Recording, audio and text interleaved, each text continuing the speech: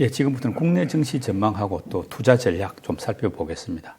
지금 원달러 환율 같은 경우는 보면은 1320원대까지 올랐다가 이제 지금 다시 1300원대 아래쪽으로 살짝 말하면 1300 안팎으로 좀 완화가 된 셈이긴 한데 뭐 그래도 연준의 긴축이 지금 쉽게 꺾일 것 같지는 않지 않습니까? 이런 상황 감안할 때 환율 전망 어떻습니까? 미국이 금리 올리기 전에 재작년까지 원달러 환율이 움직였던 어떤 균형 등락 범위라고 해야 될까요?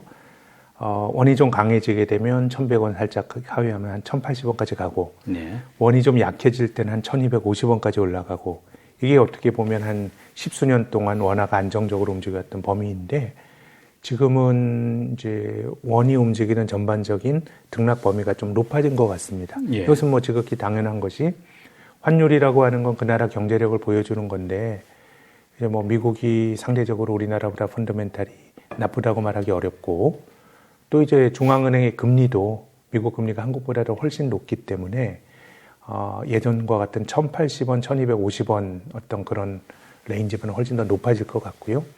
그래서 뭐 단기 환율은 제가 뭐 말씀드릴 만한 그런 아이디어가 없습니다만은 작년에 기록했던 1,450원 위로까지 갈 거냐?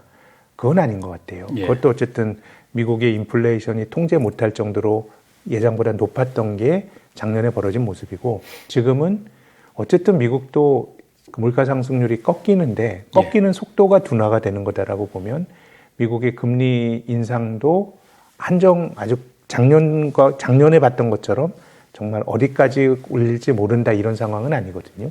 그런 거라 그러면 뭐 한 1,300원 정도가 좀 중심값이 되는 뭐 아래 위로 한 7, 80원 정도 움직이는 정도가 뭐 아주 단기 전망은 아니고요. 조금 길게 봤을 때도 원달러 환율이 움직이는 범위가 되지 않을까 싶습니다. 예. 어쨌든 이런 환율 상황으로 볼 때 이제 외국인 매수세는 뭐 또 밀접한 관련이 있으니까요. 네. 어떻게 좀 보십니까? 1, 2월 달, 뭐 특히 1월 달 같은 경우는 상당히 많이 들어왔지 않습니까? 지금 조금 주춤해졌는데 외국인 매수세 전망 어떻게 보십니까? 조금 약해질 거라고 저는 봅니다. 환율과 외국인 매수세와 미국의 국채 수익률, 이거는 뭐 선행성을 가지고 있다기보다 그냥 동시에 나타나는 신호라고 생각합니다. 외국인들이 주식을 1월 달에 많이 사는 과정은 미국의 10년물 국채가 4.4에서 3.4%까지 떨어지는 과정이었거든요. 미국 금리 떨어지니까 미국 달러 가치가 약해져요. 다른 말로 원화가 강해지고 외국인들이 한국 주식을 사는 모습들이 동시에 나타났었는데, 이제 인플레이션이 생각보다 더디게 꺾이고 연방준비제도의 금리 인상도 예상보다 조금 더 길어질 거라 그러면 제 생각에는 지금 4%인 미국의 10년물 국채가 떨어지더라도 우리가 2월 초의 저점인 3.4까지 떨어지진 않을 것 같아요. 그런 거라 그러면 외국인 매수 강도는 좀 약해지거나 조금 매도 위로 갈 수 있을 것 같고요. 또 반대편에서 외국인들이 한국 주식을 좀 열심히 살 수 있는 가능성은 환율이라기보다는 중국 경제일 것 같습니다. 중국 경제가 생각보다 좋다 그러면 최근에 투자하는 외국인 자금은 액티브 투자자보다 패시브 투자자가 훨씬 많습니다. 그러니까 한국 주식을 꼭 골라서 한국의 삼성전자 사야 되겠다가 아니고요. 그냥 아시아 주식을 사자. 그러면서 아시아 주식을 사면 중국 주식도 사고 홍콩 주식도 사고 한국 주식도 사는 거거든요. 그래서 이 리저널 동북아에서 핵심은 중국이기 때문에 만약에 중국 경제가 생각보다 강하다 그러면 전체적으로 중국을 매개로 해서 아시아로 들어오는 자금이 늘어나면서 한국도 그 수혜를 볼 수가 있는데요. 근데 이 3월달 중국 여러 가지 정치 이벤트에서 발표한 자기들의 어떤 경제 비전을 본다 그러면 중국 경제가 아주 뜨거워지긴 좀 힘들지 않을까라는 생각이고요. 뭐 가능성 차원에서 말씀을 드렸는데 뭐 전체적으로 보면 1월에 나타났던 외국인 매수 강도보다 현재 좀 약해지거나 혹은 뭐 매도 우위로 반전이 될 수 있을 것 같고요. 미국의 국채 금리가 외국인 매매를 설명하는 가장 저는 핵심적인 변수일 거라고 봅니다. 이제 업종별로 살펴보면은 반도체 같은 경우는 지금 업황은 1분기 상당히 부진한데 그렇게 예상되고 있는데 주가는 좀 그럭저럭 버티는 셈 아닙니까? 이건 아마 2분기 이후 또는 뭐 하반기에 업황이 좀 개선될 것이라는 이런 기대감이 좀 들어가 있어서 그런 것 같은데 당장 2분기에 지금 업황 또 주가 전망은 어떻게 보십니까? 제 생각에는 실적은 뭐 1분기도 안 좋을 것 같고요. 2분기도 안 좋을 것 같습니다. 아, 그런가요? 지금 반도체가 그리고 있는 업종의 업황의 사이클은 과거와 다르지 않다고 봅니다. 예. 우리 이 반도체는 굉장히 그 부침이 심한 산업이거든요. 그래서 좀 이제 업황 사이클이 나빠지게 되면 기업이익이 전년 대비 한 30% 줄었다. 이 정도가 아니고요. 한 8, 90%가 줄어듭니다. 예.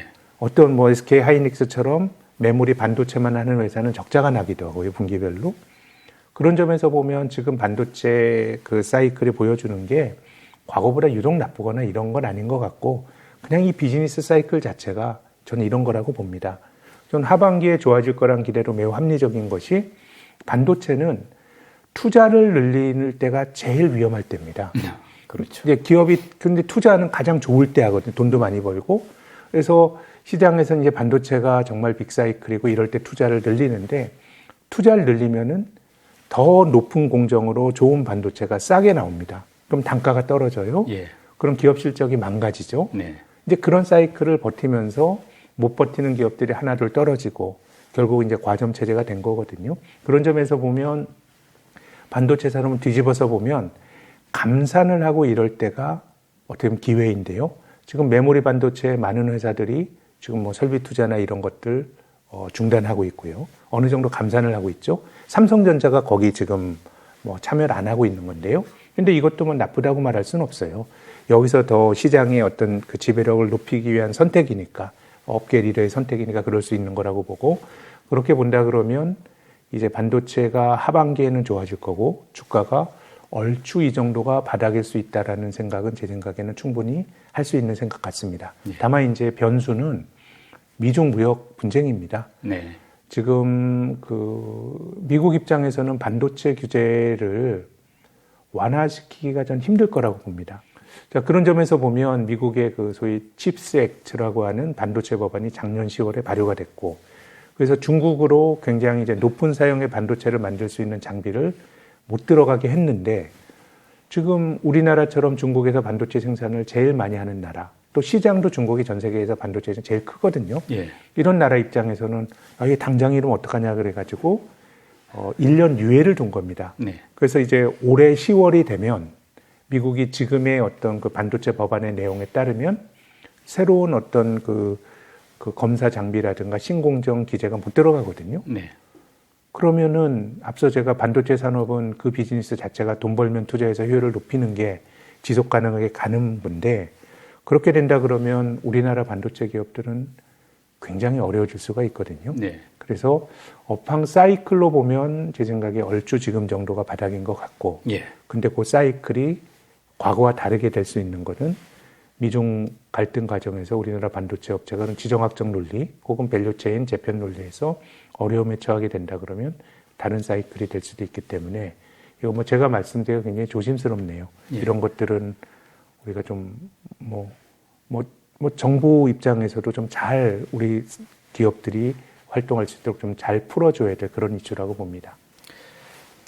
또 자동차 같은 경우는 올해 이제 업황이나 주가가 작년보다는 좀 훨씬 나쁘지 않아 보이더라고요. 그래서 네. 기대감들도 좀 있긴 한데 올해 자동차 어떤 업황이나 주가를 좌우할 수 있는 변수가 있다면 어떤 것일까요? 지금은 굉장히 좋은 환경인 것 같습니다. 왜냐하면 우리나라가 사실 자동차가 중국에서 별로 입지가 없다는 게 지금까지는 굉장히 걱정이었는데, 지금 반도체가 중국에 대한 높은 의존도 때문에 뒤집어서 말하면 리스크가 생기는 거 아닙니까? 예. 근데 이제 우리나라 주요 자동차 회사들은 사실 자의가 아니라 타의였겠죠. 네. 중국에 대한 노출도가 낮기 때문에 상대적으로 미국 경제가 괜찮고, 그리고 환율 조건도 어쨌든 지금 한 1,300원 환율은 굉장히 좋은 조건이거든요. 예. 그렇게 본다 그러면 전체적으로 실적이나 이런 것도 드물게 개선이 될 수 있는 그런 업종인 것 같고요. 다만 이제 지금까지의 주가 흐름을 보면 완성차 업체 중에서 기아차가 연간으로 지난주 말까지 한 31% 정도 올랐습니다. 근데 현대차는 그 절반밖에 못 올랐어요. 그래서 지금은 자동차뿐만 아니라 다른 업종을 보더라도 이게 글로벌 경제가 이것저것 안 가리고 아주 확장이 되고 이런 건 아니거든요. 미국도 생각보다 괜찮다는 것이지 예. 성장률이 작년보다 둔화가 되는 거거든요. 그렇기 때문에 저는 자동차 업종은 올해 다른 업종보다 나을 거다라고 기대를 하고 있는데, 그 안에서의 어떤 수익률 차별화 같은 거는 좀 커질 수 있다. 근데 이것이 특히 수출 기업의 경우에는 뭐 동반해서 오르고 동반해서 떨어지고 이러기보다는 그 내에서 종목별 수익률 변제도 굉장히 커질 것 같은데 예. 올해 기아차와 현대차 주가를 보면 또 그것도 한 기업은 수익률이 2배가 되니까요. 때문에 좀 종목별 편차는 좀 있지 않을까 싶습니다.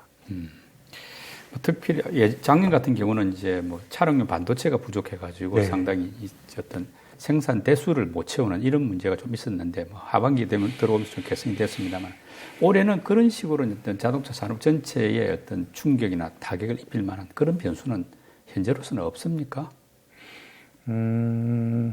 뭐 이것이 어쨌든 뭐 자동차가 전통 인더스트리이고 대부분의 나라들이 또 로컬 업체들이 하다 보니까 이 무역 분쟁이나 뭐 이런 부분들에서부터 조금 더 자유로운 것 같아요, 상대적으로. 예. 그래서 뭐 제 생각에는 자동차는 그냥 업황 그대로만 봐도 네. 되는 거 아닌가라는 네. 게 제 생각입니다. 예. 2차 전지 같은 경우는 뭐 작년부터 지금까지 비교적 강한 업종인 것 같은데 이제 곧 유럽의 CRMA 핵심 원자재법 이것도 이제 발표가 되는 그런 네. 말하자면 호재도 있고 하니까 네. 지금도 뭐 당분간 좀 강할 수 있다 이렇게 봐도 되겠습니까? 저는 뭐 이건 제가 좀 계측하기가 좀 힘드네요. 어쨌든 뭐 스토리는 굉장히 괜찮습니다. 성장성, 이 비즈니스의 성장성에 대해서는 뭐 그 성장성 자체를 의심할 수 있는 논거들은 많지는 않은데, 근데 주가라고 하는 건 이걸 선행적으로 반응을 하고 또 대다수 2차 전지 관련한 주식들이 밸류에이션이 비싸죠. 굉장히 비싸죠.